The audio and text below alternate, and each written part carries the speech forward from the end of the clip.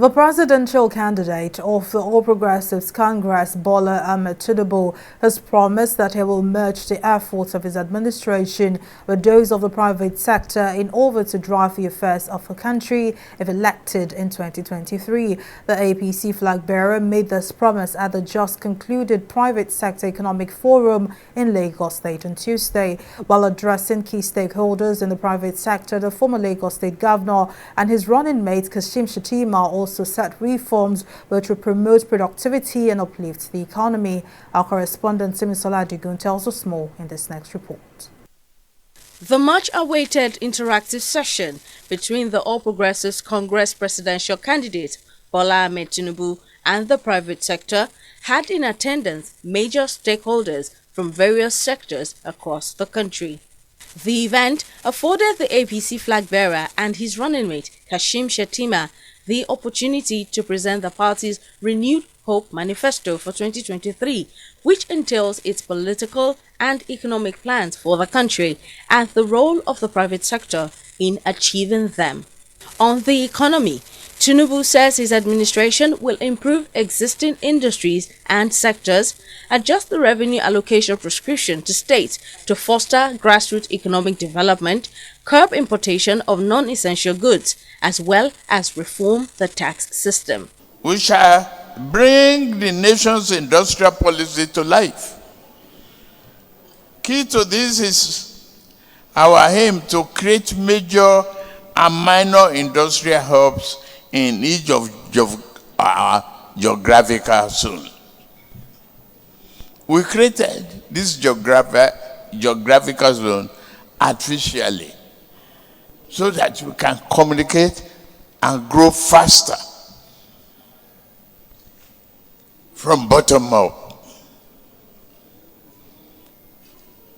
We shall not be satisfied by bolstering traditional sectors. We will foster productive excellence in new areas such as light manufacturing and Nollywood entertainment sector through active participation in digital economy. We shall make Nigeria a leader instead of a bystander. One of the problems of the current youth restiveness is the lack of jobs. Tinubu says his administration will ensure proper channeling of this youth energy, which subsequently will result in unprecedented boost in the quality of life of the citizenry. Our political economy is much too dependent on the export of raw materials or unfinished goods and the import of increasingly expensive finished products. Over the course of the time, gains from natural resource exports will prove largely insufficient to meet the rising cost of imports, let alone support even the most basic demand of modern democratic governance.